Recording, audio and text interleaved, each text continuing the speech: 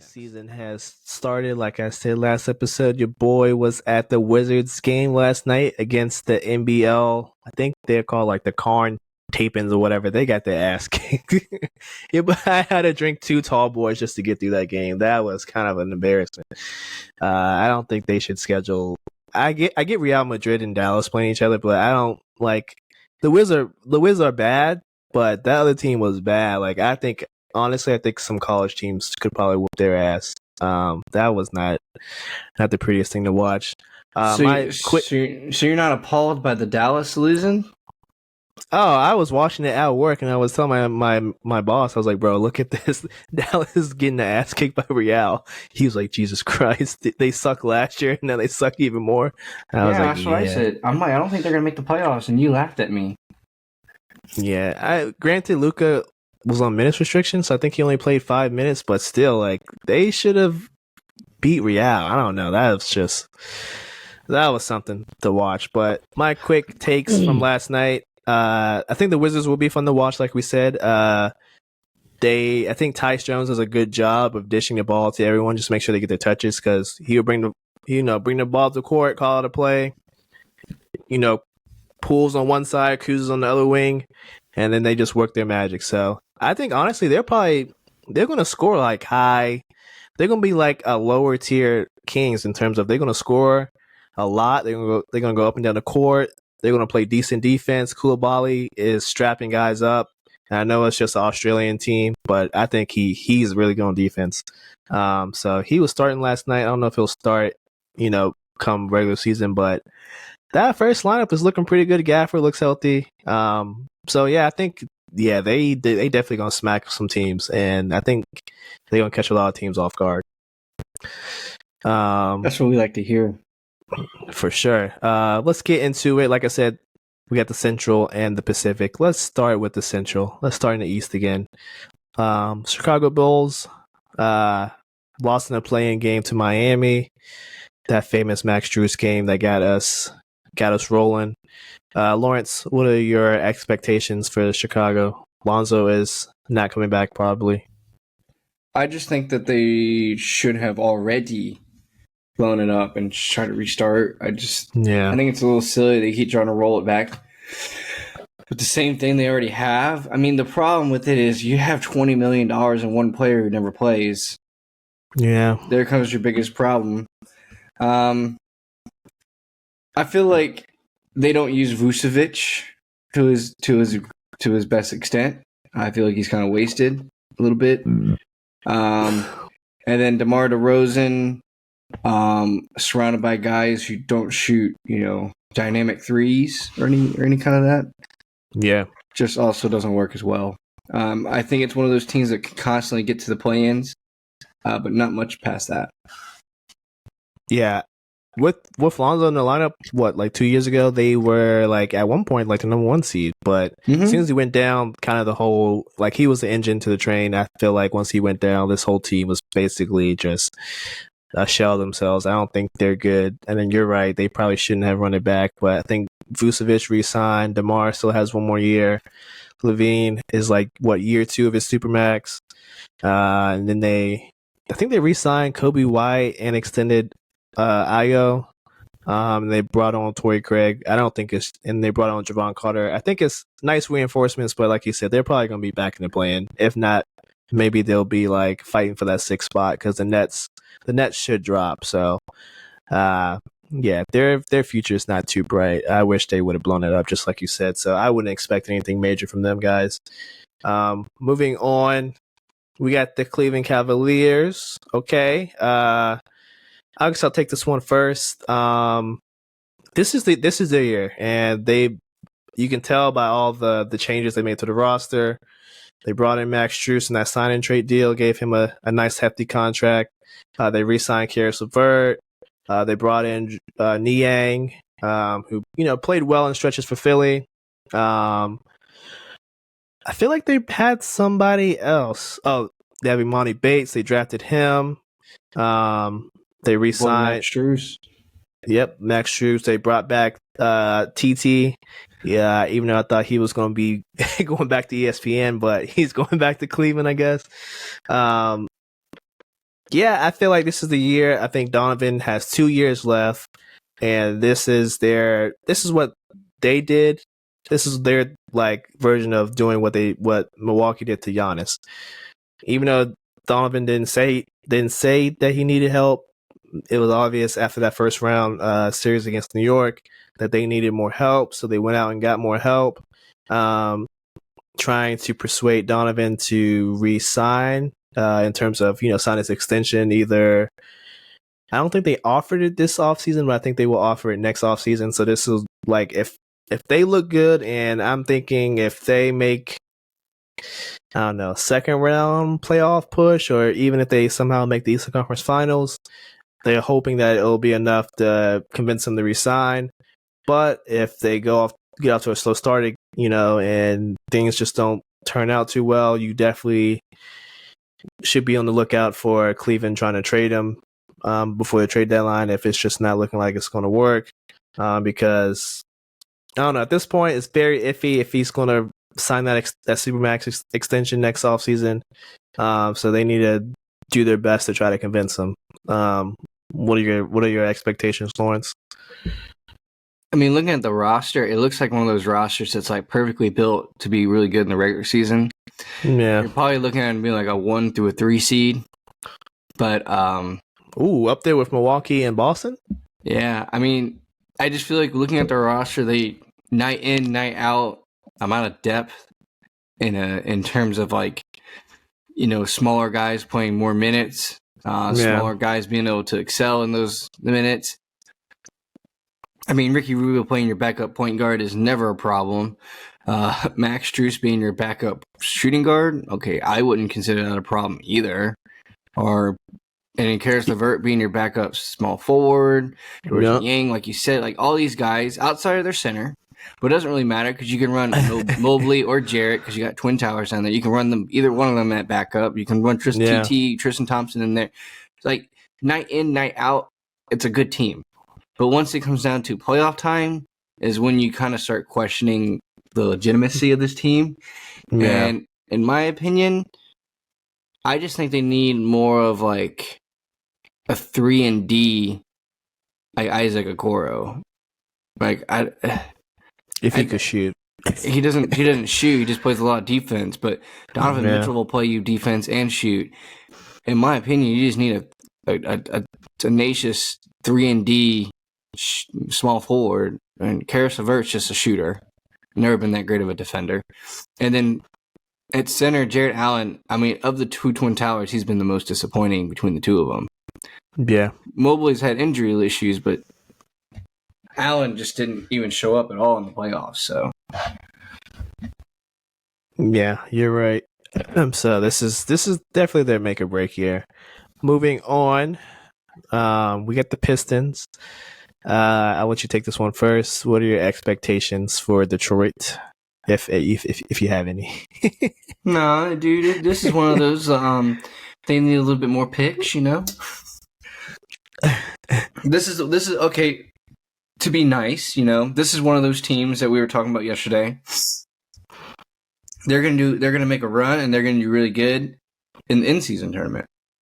That's what I think. That's their bread and butter. That's what this team's built for. A bunch of young guys with a bunch of older guys who probably want to get moved or put on a team that's a contender. Like Joe Harris, there's no way Joe Harris wants to be here.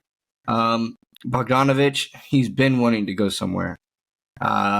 Wiseman, he wants to prove that he can still do it. Bagley, come on, guys. I'm not that horrible. I was an early pick not too long ago. There's a lot of guys on this team who don't want to be on a bad team. And if the in-season tournament is what we think it might be, it's a good place for a team like this that has the guys that want to get moved a chance to get moved. Yeah, I agree.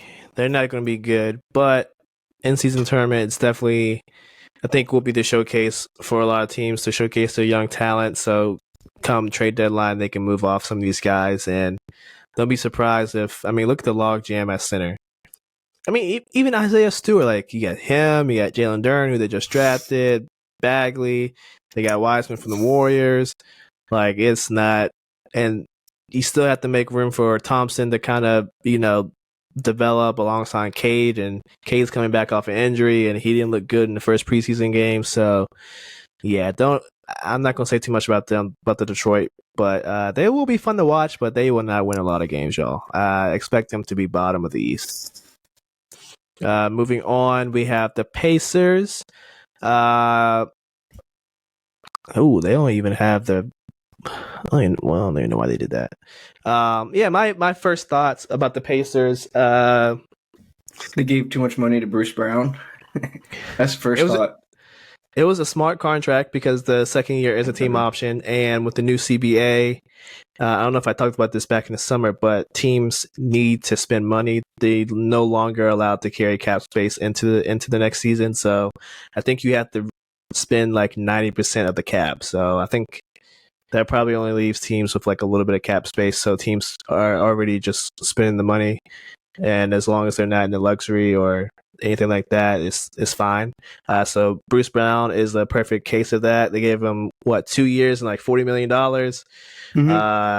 And the first year is $22 million with a team option for next year. So if they're bad, they'll probably cut him and try to be bad next year. But if they're good with him, hey, maybe they keep that team option so they can keep him for the next season and hopefully do better, and then come to some type of long-term extension. Their roster is good enough to make the play-in, but I don't know if they're gonna make any noise, Lawrence. I feel like they have the same problem as the Pistons, where they have a lot of older guys who don't want to be there because there's a possibility of them being bad. So I expect at some point, like TJ is probably gonna get traded, Buddy Hield, maybe even Obi might get traded. I know Miles probably will get traded, even though he signed his new deal last year. I think it was always a point to, okay, we'll keep him as an asset, but we're always looking to move him because I feel like him and Indiana have like a weird relationship. So I expect this team to be competing for the play-in, but probably fall short. I was going to say the exact same thing you just said, especially about certain guys getting traded. I had Hield and TJ. I was just staring at and this is one of those teams also, like we've been talking about some of these not batter. That's a horrible way to say it. Some of these worst teams doing good in the in-season tournament. This is one of those teams that in the in-season tournament, I still don't see them doing that good because they have a lot of older guys who, no offense, probably don't care. They're getting paid. They don't. They want to go somewhere else. They're going to find their way to get somewhere else, in my opinion. So, it's just a lot of names with not a lot of pudding behind it. I couldn't agree more with that one. I think the last team in this division, I think we have the Milwaukee Bucks. They just made the Dame trade. They gave up arguably their heart and soul in Drew Holiday, but they got a top 75 player all time to pair with another top 75, or I think he definitely will be a top 100 player. I think he just missed a cut on top 75, but I could be wrong. You guys let me know. But you basically got two top 15 players in the league on one team with Chris Middleton, who I guess is the X factor. So Lawrence, what is your expectations for the Milwaukee? I guess kind of my expectation for Milwaukee is it either works out really early on in the season, or we start realizing that it's not gonna work, and they're gonna try to trade some depth to add a little bit more depth. And what I mean by that, no offense, Bobby Portis, but you got basically $12 million sitting on your head, and you're the backup center to Brock Lopez. But his brother is right behind him, so they can play, switch off minutes. You can honestly use Jay Crowder as a small center at times. You need like 2 or 3 minute stretches. But Bobby can get you other depth. Like he has enough cap in order to get two players, and also maybe bring in a pick somewhere somehow. And it's like center is not the end all be all backbone breaker killer of most teams. Plus you got Giannis, so it's not going to kill you. But in reality, I just think this team doesn't have a lot of depth behind its starting unit. And I feel like, giving up a good depth piece that you have to get like two more kind of might be what this team does. Like, obviously, Jay Crowder is not going to bring you anything. Malik Beasley, maybe, probably not. But even like his cap, it's only $2 million. Like, you can't get so much with that. You can't get 2 players with that. But Bobby has $11.7 million. Like, you can get 2 players for that. 2 bench roles, 2 role players. You can get that. Yeah, I agree with you. I mean, Bobby Portis is essential, but yeah, I feel like this is a make or break year. Like, this is championship or bust. So I feel like they moved off Drew. I don't see why they won't move off of Bobby or Chris. Like, if it comes down to it, they'll move him. I know Chris signed a new contract, so he probably can't be moved, I think, until after January. So probably maybe trade deadline, you just make some rearrangements if things aren't going according to plan. They will be fighting for that one seed in the East. I think it's a toss up between them and Boston, who wins the East. And when I look at this roster, I think you're right. The starting lineup is pretty decent. I'm not gonna say pretty decent. It's pretty damn good. It's pretty damn good. Yeah, the only hiccup is Malik Beasley. Is he going to be Malik Beasley that he was on, Timberwolves, or is he going to turn into the Lakers Malik Beasley, who couldn't throw a ball, in the ocean, right? So, in my opinion, I would start Pat Connaughton over Malik just for defense. I would as well. Pat will play good, hard defense because that's what you're going to have to be looking at. Like, Lillard's been a liability in defense, so we're just going to throw that out there. So you can't have Malik and Lillard both be a liability at defense. You got to put Pat out there. And then also, when your starting unit's not on the court, you need someone to score points. Well, on your second team, the only real person to score points is Malik and Bobby. So yeah, it'll be interesting. They definitely upgraded offensively, but the defense has taken a huge hit. So I don't know if they're going to be more like Boston and just try to outscore you, or will they just outscore you and still just play timely defense? And they have a new coach as well, so it'll be interesting to see. But expect them to at the very least, make the Eastern Conference Finals this year. But we will move west, and we're going to tackle the Pacific Division, starting with the Golden State Warriors. I'll tackle them first. Yeah, you go in there first. You put your finger in there. You know what? I think water warm. Yeah, the water's warm, bro. But I want to love the Chris Paul move, but I don't know if it's going to work. And I think were you talking about this other day where Chris Paul is nice and he might be better in terms of, okay, Steph is finally off the ball. He doesn't have to play point guard, so he finally can just like chuck threes or whatever. But if you have Clay and Andrew Wiggins guarding 3s and 4s, like, that's not good. And then Draymond's hurt, so who knows if he can start the season.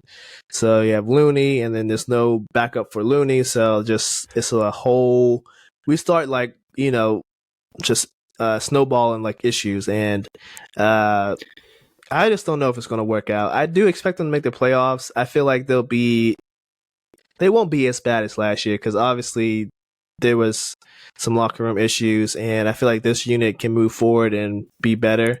So maybe they'll replace the Grizz, and can slide into that top 4 or top 5, so they don't have to play in the play-in. But they were 6 last year, so they're probably gonna move up a spot. But I don't know if it's enough to get them over that hump and even into like a Western Conference Finals. I don't know if they have enough left in the tank, because there's just a lot of old guys, and they have some young guys, Moses Moody, Gary Payton, Kuminga, but to be honest, they're still unproven. And if anything needs to happen, it needs to be for them to make a huge leap this year. What do you think? I think Chris Paul's gonna be 6th man on this team. I just don't see how he works in the starting unit, because as a distributor and as a main usage guy, Steph has been him. Like, they get their passes from Steph. They like their passes from Steph. Everything they do is from Steph, and that's been their identity forever. And that's basically the starting unit. That's who they've gotten forever. Yeah. So But the problem with Chris coming off on the second team, on the second unit, is there isn't really anyone for him to play with. No, there's just no one for him to play with. So, I mean, that might be and I think that might be the backbreaker for this team. Is there's just no backbone to it. There's no depth. So I think this is one of those teams. I think they kind of just barely squeak into the playoffs, but I think they make a deep playoff run because of that. I feel like they squeak in there like they did last year as a 6th seed or a 5th seed, basically where you said he was. But this team, on paper should be top 3, top 4 team. I don't think they make the top 4. I think they squeak in, and when you're not top 4, that's basically you squeaking in there. You barely missed the play-in. You squeaked in there. Or I guess you could call the play-in squeaking in there, but I just call that the play-in. So I see them squeaking in there and then making run because they just have so many veterans. And they'll probably get a couple of younger teams at the beginning, and they'll take advantage of that. Yeah, for sure. I definitely can see that happening. Moving on, second team in the Pacific, we got the Clippers. Lawrence, how do you think the Clippers will do this year? I don't see how they could do any worse. This is true. Now I also will say I'm looking at your starting unit and then looking at the starting unit on Hoops Hype. Yep. They got Marcus Morris starting. You got Nicholas Batum starting. Then you also got Robert Covington on that bench right there as power forward. In terms of complete depth all around, really good. In terms of making splashes, really good. Yeah. I think the Clippers, and here's the big if, and we'll always say it's an if, because this is how the team is made. If the team stays healthy, they'll be a top 4 seed. Okay. But here's the problem. The Clippers just never stay healthy. Paul George never stays healthy anymore. Kawhi Leonard almost never stays healthy anymore. Russell Westbrook will be that complete Iron Man. And I think one of those players that will take advantage of people being injured is like Terrence Mann always seems to do really good. Norman Powell always seems to excel. And then Amir Coffey is sitting down there low on the depth chart. But I feel like Coffey will benefit from people being out. And I feel like Coffey's one of those guys who's going to try to get traded. No offense, but he might try to get traded. Yeah, especially if it's not looking too good. Yeah, he might ask to be sent out of there. I'm right there with you. If everything is how it's supposed to be, everyone stays healthy. PG and Kawhi can play 65 games. Yeah, they'll be a top 4 seed. But do I envision that? I do not. We all know why. These two guys cannot stay healthy. But I think this season, maybe they try just a little bit harder because both guys want an extension. And it's up for them to convince Steve Ballmer, please give me a Supermax extension. I swear I'll play. I swear. I played this whole season. Yeah, but I know Steve Ballmer is all about making money, and he's all about filling seats, and he has a new stadium. I think it's opening next season, so there's very good incentive for him to extend both of these guys. But honestly, if it's another repeat of last season and previous seasons where these guys are missing half the season, I think you got to move on, man. I don't. So that tells you all you need to know, that both guys don't want to play. They just want to collect checks. And I'm not questioning their love for basketball. I'm just saying, hey, you guys have a history of, a behavior of just not playing. And so what can I expect from you guys moving forward? If your history says that you don't play, I'm just going to go off what I know. So, like I said, look for them to try to get to that 65 game mark, but I just don't think they're going to quite hit it. And then it just comes down to if they can make a far enough push, then you probably see PG and Kawhi get extended. But if not, then you honestly might see this team get blown up. And then maybe they just get some young, exciting guys to come in and just hopefully sell the stadium by just promising fans, hey, we got young guys, tickets will be, somewhat cheap, whatever cheap is in LA, and just come watch us, play some fast, exciting basketball, and maybe somewhere down the line we'll attract another PG and Kawhi. So that's my take. I mean, top 4 seed is what they should be, but will they? That's another question. One interesting name that I should point out while we're on it, though, it's not on your list, but on Hoops Hype, on a 2-way contract is Jordan Miller, and Jordan Miller was at George Mason. So, good for him. Yeah. Hopefully, yeah, he stays on the team, and we love our Patriots over here. Moving on, we go from the Clippers, the basement dwellers, to the Lakers. My take on the Lakers, y'all. After I watched them play, I think Monday night, yeah, they might be the best team in the West. I think honestly, it comes down to them and the Suns. Now, Darvin Ham, D-Ham, is saying some outlandish crap again. I don't know if you guys saw the story on ESPN, but this man said he wants Anthony Davis to shoot 6 threes a game. I almost lost my shit. I was like, what the hell are you talking about? Anthony Davis does not need to be shooting threes. If you want to try to, I don't know, protect him from not banging in the paint, this is the problem they had like 3 years ago when he was just only shooting jump shots. And then, 2 years ago, they bullied him. They bullied him to start going in the paint more. I don't want him to revert back to the old Anthony Davis. Hell no. He needs to stay in the paint. He was dominating. But, I mean, I kind of see why he was saying it. But at the same time, he needs to keep doing what he's doing, what he's good at. But the Lakers they're greatly improved on offense. I think defensively they will stay the same. But they just got to figure out the lineup. Because right now, you have Gabe Vincent, who could start, but I know they want to go with D'Lo because they gave him all the money. Reeves has to start. LeBron has to start. Anthony Davis has to start. And then I'm at a crossroads right here. I don't know if you go Vando or do you go Rui.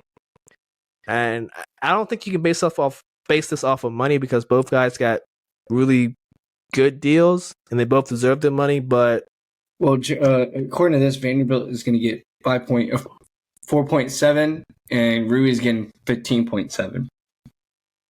Oh, okay. So in terms of money, Rui should start. But looking at that, I think Rui should be on the second unit. But like one of those guys who like plays the second unit, but plays a little bit more, and then finishes out the game with the first unit. Yeah, that's what Rui should be. Rui should start on the bench and then take advantage when everyone puts their second unit in. Because there's going to be certain games where they play like, let's just say they play the Bucks, right? We saw how abysmal that second unit is. You can throw Rui on that against that second unit and just dog them and really get your points. Really make sure you stayed in the game, maybe caught up. So when your starters come back in, it looks really good, and then really finishes the game off for you. I don't think Jared should be finishing the game when you got Rui behind him, though. Yeah, no, I think Rui will probably close games, at least to start. But, I mean, even Taurean Prince can start. Like, this guy's good. He's crafty on offense and defense. He was cooking the other night. And, like I said, Gabe could start. Even at some point, you might see Christian Wood start if he's actually doing what Darvin Ham wants him to do. So this team is loaded, and I'm expecting to get back to the Western Conference Finals and play either the Nuggets or the Suns. Anything to add? No, you little Los Angeles bandwagoner. Hey, after Miami fumbled the bag, I moved to LA, I moved to LA. No, you did not. Moving on. It's okay we to have the Suns. Butthurt. I am butthurt. I will be butthurt for the rest of the year. I will admit that.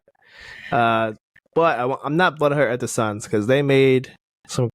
Hey, they just said screw the new CBA. We're just gonna spend money. Lawrence, what are your expectations for the Suns? Well, my expectations in the Suns are go big or go home, and that's what they did.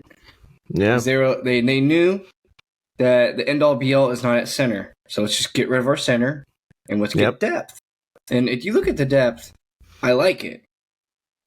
It looks like a second unit that'll score a little bit of points and keep me in games.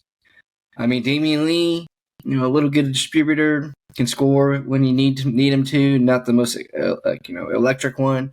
Eric Gordon, Devin Booker's a little bit more tired. You can put Eric Gordon in the starting unit and he'll just play awesome defense, especially with Grayson Allen. Or we can have Grayson Allen and Devin Booker sit a little longer, and you can put Josh Okogie in there to get some points with Eric Gordon playing that tenacious defense.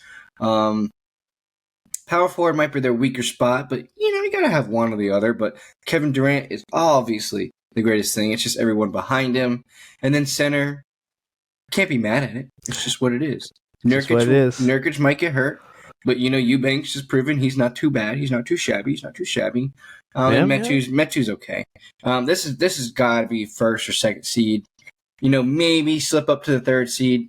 That's fine. You had some injuries down the line, but unless you were missing Booker, missing Beal, and missing Durant like half the season, there's no reason you should be a third seed. If you have any of the three, two of the three playing, automatic gotta make it. Even if it's just Booker playing and Durant and Beal are out, still kind of think it should be a top three. No, I agree 100%. They should definitely be 1, 2, or at the very least 3. I think what's going to get this team is the defense. I think they full on are just like, hey, we're going to try to make timely defensive stops, but in all likeliness, it probably won't happen, so we're just going to score. And I think not the perfect coach, but Frankie V going to Phoenix was a very good hire. I think he can instill like that defensive, tenacity in terms of when to turn it on and when to just like try to, stomp on people's throats and just, score them out the building. But they got all the firepower, and I'm surprised he didn't say Kiete Biot, this guy right here. He's good. Bates Diop.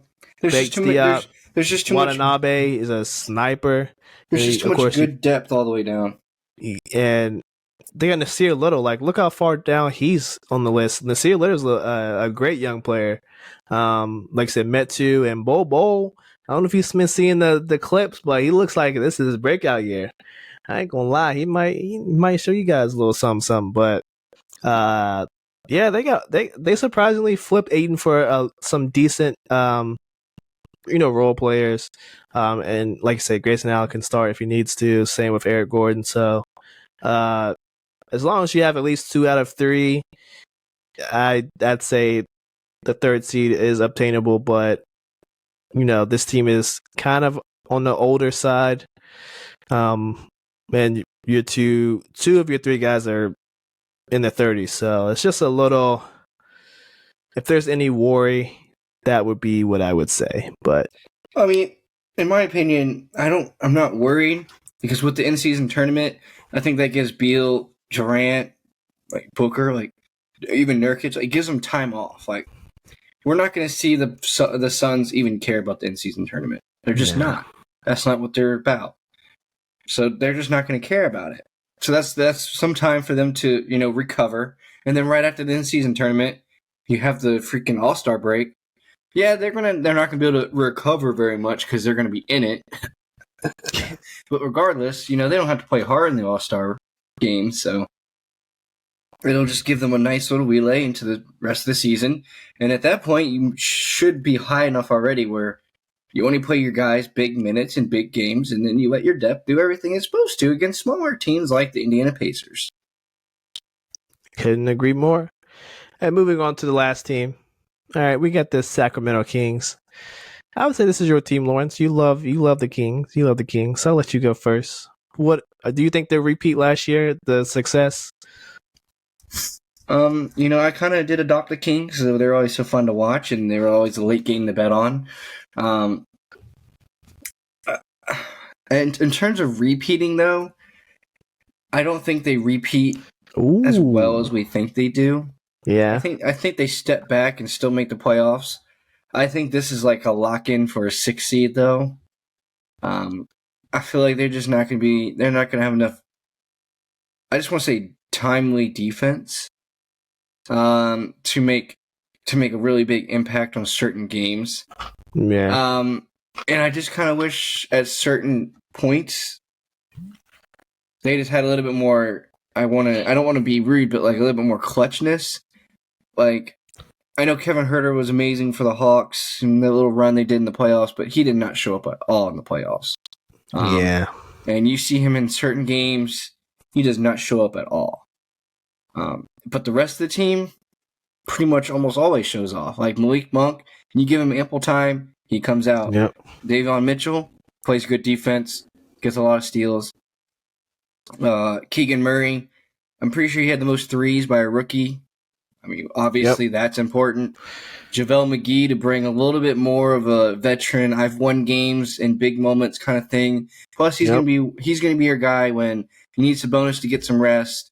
McGee will step in. Also, maybe with Trey Lyles, but JaVale McGee will come in there and he'll get his fouls. Kind of like that enforcer role like Dwight Howard had. I think that's kind of important. And I'm not gonna lie, I think that the Lakers did miss Dwight Howard. I mean, it was. Oh yeah. You just missed a guy that would walk out there and maybe. I'm not gonna say a team is scared of another grown man, but like, I'm sorry, but Dwight Howard is kind of a scary man. Like he's freaking jacked. Probably knock your ass out in one hit. Don't touch him. Don't mess with him. Nope. So I like that for like a enforcer role for McGee. It also lets Alex Lynn not play center. He can also kind of go more towards a smaller role for himself.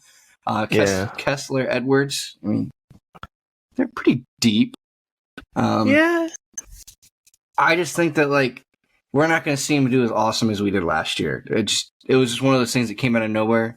But I still think they make the playoffs.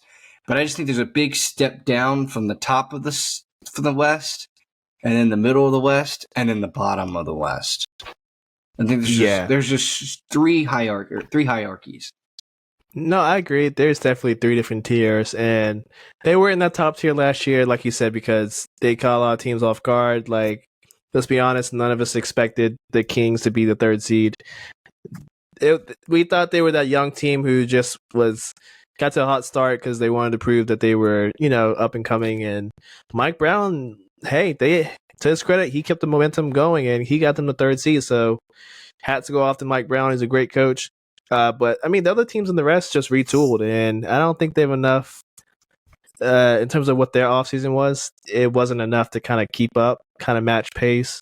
And like we already said, like three teams tonight we're projecting them to be top four in the West. So I don't think there's much room for them to kind of get back to what they were. But they are locked to make at least the 6. I feel like them, Memphis, and the Warriors will be in that mix as in terms of like that 5 to 6 range. They're all going to be competing for that those two playoff seeding spots. So, but I'm looking if you told me that Sabonis and De'Aaron Fox are going to make another huge leap, then I would believe you because this is their year. This is the year that they need to, because if they don't, they just, like you said, they're going to regress a little bit. But if they take another big leap, who knows? They might pull off another, surprise, and hey, they might be right back in that 3 to 4 spot. I think as Sacramento, even if they get a 6 seed, if they make the 6 seed and then they just win a game in the playoffs, I think there's a good chance you bring a big name. Is like, okay, I got a youngster in De'Aaron Fox, I got another youngster in Sabonis. Yep. Harrison Barnes is like the older guy I can hang out with. This is a team I could come, have some of my final glory years with. Yeah, they can get a name to come, play with them. I don't know how big of a name. I don't know who it would be. We'd have to see later on that season. But just one of those guys. Maybe even like a Malcolm Brogdon for Portland. Like, dude, this team's not bad. Yeah. Malcolm Brogdon easily can move over to a shooting guard position. That'll make Kevin Huerter come off the bench as a backup shooting guard. Then you move Malik Monk over to backup small small forward. I don't have a problem with moving Chris Durant back a little bit. To move Malik Monk over. So there's just little pieces that I feel like this team is like maybe a one piece away from making like just a bit more of a splash. Like a Malcolm Brogdon character would be a really good add, mainly because of defense purposes and also scoring purposes. Brogdon is just getting your face kind of defender, but also if you need to ask him to score 22 points because De'Aaron Fox has a calf ain't all there tonight. He's under the weather. He's a little sickly. Malcolm Brogdon will get you 22. He can do that. If you need it, he'll get it. As long as he's healthy, as long as he can pass the physical, as long as he can contribute good minutes, I would say go trade him. But I don't know. He didn't look too good in the playoffs, so hopefully he can recover and move to a contender because he doesn't belong on Portland. But I like your idea. I think Portland should trade some of these young guys for Brogdon. That would be the perfect little move to help them out a little bit. That's all we got, folks, in terms of the Pacific. And that's the preview for today's episode in terms of NBA. Lawrence, hello there, and welcome to the MTL Sports Podcast. Thank you for watching this video clip of one of our most recent episodes. Please drop a like, drop a comment in the comment section below, and also please don't forget to subscribe to our channel and also hit that notification bell so you can stay up to date with the most recent MTL Sports Podcast content. For those that don't know, we are also available on Spotify for those who listen audio only. Once again, thank you so much, and this is the MTL Sports Podcast. You whip up my appetite.